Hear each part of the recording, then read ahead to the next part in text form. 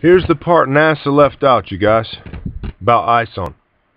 They want you to think that since it's not a comet anymore, and since you don't see fireworks popping off the side of it, that it lost its brilliance and it lost all of its electricity and its power. That's just not true. I'll tell you why right here, right now. The reason that comets in the past, in our ancient past, have been associated with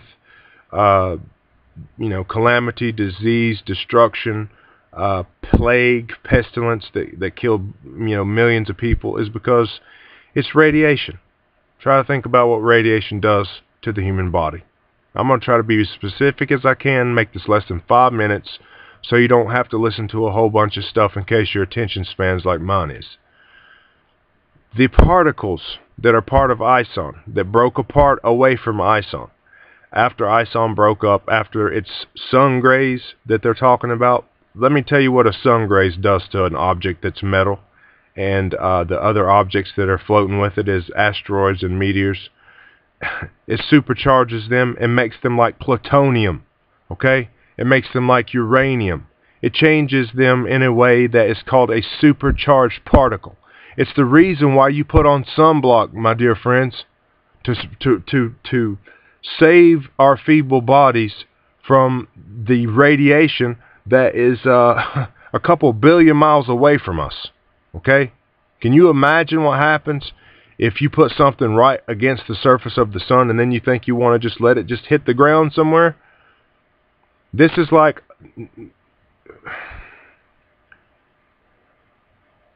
It's going to bathe the earth in not nuclear waste. Nuclear waste is benign compared to these objects that are coming to the earth.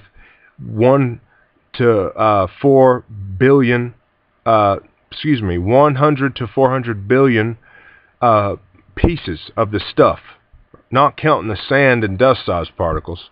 That stuff is nuclear beyond nuclear. It's nuclear in a way that is super nuclear. It's super radiated.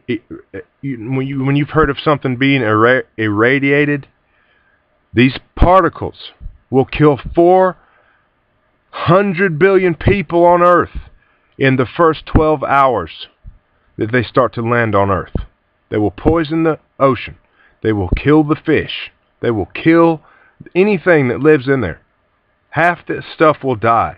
Everything that is in the proximity of these things that fall from the sky will be dead. Alright? That is a fact.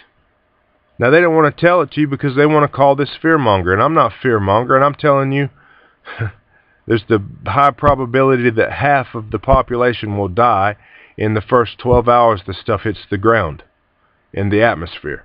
So start praying to the God you believe in all the God. Believe in Zah as the Word of God, the Messiah. Understand that these things are happening because it is time for this age to end as we know it. Understand that highly radioactive debris is coming to Earth that's more radioactive than plutonium and uranium can possibly hope to be. It's not anything compared to the stuff that's going to land on our planet. Don't be trying to go meteor hunting for this stuff.